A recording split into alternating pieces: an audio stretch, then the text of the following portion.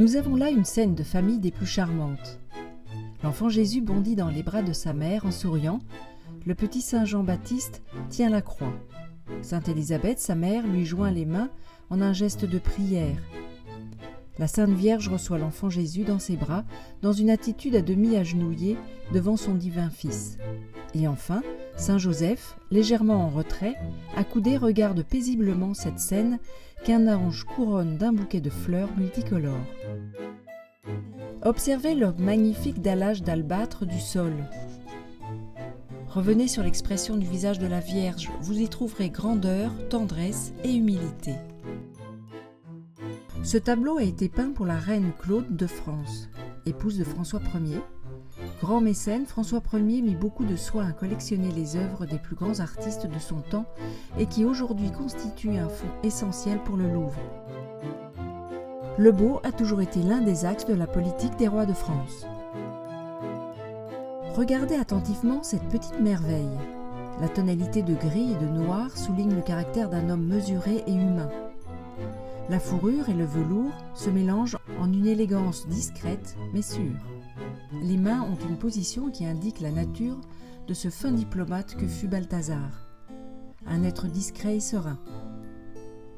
Le regard est bon et la bouche exprime un semblant de sourire qui n'arrive pas à cacher la barbe abondante de ce jeune homme. Un homme tranquille. Notez le talent de Raphaël. Le fond uni s'éclaire sur la droite en s'approchant du velours du manteau. La position de 3/4 lui confère une grande dignité. Quel sens de l'observation! Nous artistes peintres souvent de fins psychologues. Balthazar de Castiglione écrivit le premier manuel de savoir-vivre européen qui restera en vigueur jusqu'au XXe siècle. Cette jeune femme voilée, représentée en buste, est vêtue d'une robe blanche, se détachant d'un fond noir. Le bouillonnet de la manche gauche, au rebord doré, traduit une élégance recherchée. Elle porte un voile qui lui descend jusqu'à la taille, qui cache son bras droit, dont la main émerge pour se poser délicatement sur sa poitrine. Le collier d'ambre souligne son port de tête, ses yeux noirs sourient. Sa bouche bien ourlée exprime une sensualité que Raphaël a su rendre avec beaucoup de finesse. Le modelé du visage rend vivante l'expression enfantine de cette jeune femme, qui était sans doute sa maîtresse, connue sous le nom de Fornarina. Observez les couleurs très vives employées par Raphaël pour les vêtements de la Vierge, le bleu et le rose. Sur le drap, sur ses genoux, le vert. La luminosité nacrée des chairs semble en opposition avec la tunique sombre de Saint Joseph. Puis dans un second temps, observez la composition bien cadrée sur les personnages. Joseph debout à gauche, Jésus enfant à droite. La Vierge au centre porte un voile transparent, seul le haut du corps de Jean-Baptiste enfant apparaît. Une rose repose sur un banc, le pied droit de Jésus s'y appuie. Delacroix pensait que pour apprécier la qualité d'un tableau, il fallait trouver le point intéressant. Ici, il saute aux yeux, c'est le groupe que forment les deux enfants qui s'arrachent un phylactère sur lequel on peut apercevoir quelques lettres tirées sans doute de l'Évangile.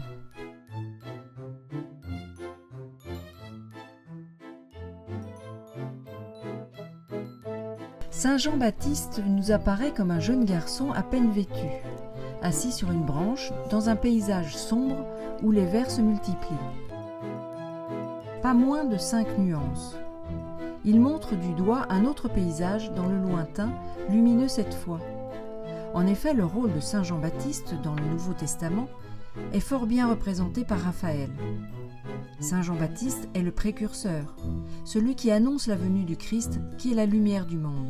L'habileté de Raphaël à rendre clair le message évangélique par des trouvailles de composition, toutes simples, indique qu'il n'est pas indifférent à la méditation. Et surtout, Raphaël sait parler à l'esprit avec de la matière. N'est-ce pas là le propre du grand art ? La composition de ce tableau en hauteur est judicieuse. Au centre du tableau, l'archange, Saint Michel, s'élève debout, en équilibre sur sa jambe droite posée sur le dos du démon à terre, qui porte des cornes et des ailes en peau de serpent. Saint Michel, vêtu d'une cuirasse d'or, maintient le démon renversé avec sa lance. Derrière lui, le ciel est bleu, alors que le démon se trouve dans un espace souterrain et sulfureux. Le visage de Saint Michel est lumineux, ferme et doux. On peut constater que les peintres n'ont jamais hésité à peindre les figures fantasmagoriques pour illustrer le monde des ténèbres. Ce tableau fut peint pour le roi de France, François Ier, grand maître de l'ordre de Saint-Michel, ce qui explique le choix du thème par Raphaël. L'archange Saint-Michel défendant l'Église de ses ennemis, représenté par le démon. On sait que François Ier venait de signer le concordat avec le pape pour la France et confirmait ainsi sa volonté de défendre l'Église. C'est sans doute le dernier tableau de Raphaël. Lui-même s'est portraituré en compagnie d'un ami.